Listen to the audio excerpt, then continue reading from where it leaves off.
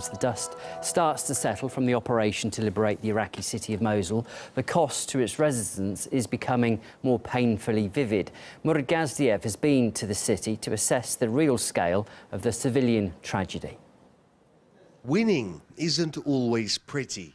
Mosul is testament to that. It's been almost half a year since they declared this a victory. And it was, despite its ugliness, better this than ISIS. But no one mentioned the smell. 5 months on, Mosul still stinks of death.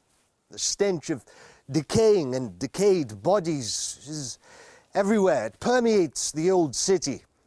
It's nowhere near as strong as it was back during the summer, for obvious reasons, but there are still countless bodies buried under all this rubble, and no one knows how long it'll take to get to all of them.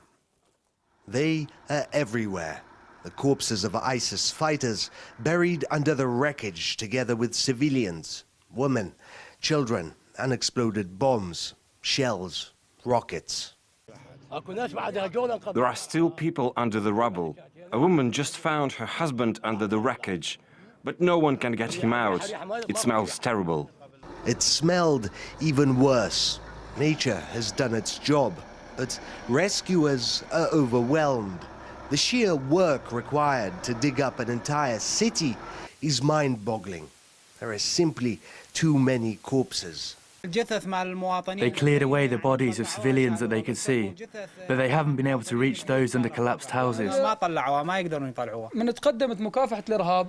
or 4 of our neighboring families came here thinking the area was clear, but there were very heavy airstrikes. They're now buried here. A recent investigation conducted by the Associated Press found that approximately 10,000 civilians were killed during the Battle of Mosul, a third of them killed by the US-led coalition and Iraqi airstrikes. What they did not account for are those still to be recovered from the rubble. This book alone contains the names of 7,000 dead victims. I have 4 or 5 of these.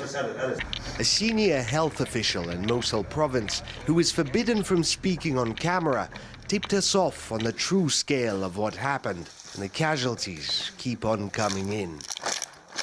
Here's another little surprise. A kid, or even an adult, might not know what this is. An ISIS-made bomb. This one's unexploded. So if a child was walking around, the families that are returning, he could kick it, could try to play with it, touch it, and set it off. These are littered all over Mosul. Last Tuesday, 3 young children were killed when they were playing in the wreckage of a collapsed house. All 3 died when an explosive device or bomb exploded. Every day we got 2 or 3 more bodies, victims of new explosions. These could be from anything: an ISIS booby trap, an unexploded Iraqi shell, or a bomb dropped by the US-led coalition months ago. Official statements on civilian casualties, about 1,000 dead, made by the Iraqi government, the US-led coalition, even by the UN, are ridiculously understated. But dig a little deeper and you likely stumble on one of the biggest civilian massacres in recent history. Murad Gazdiev, RT from Mosul, Iraq.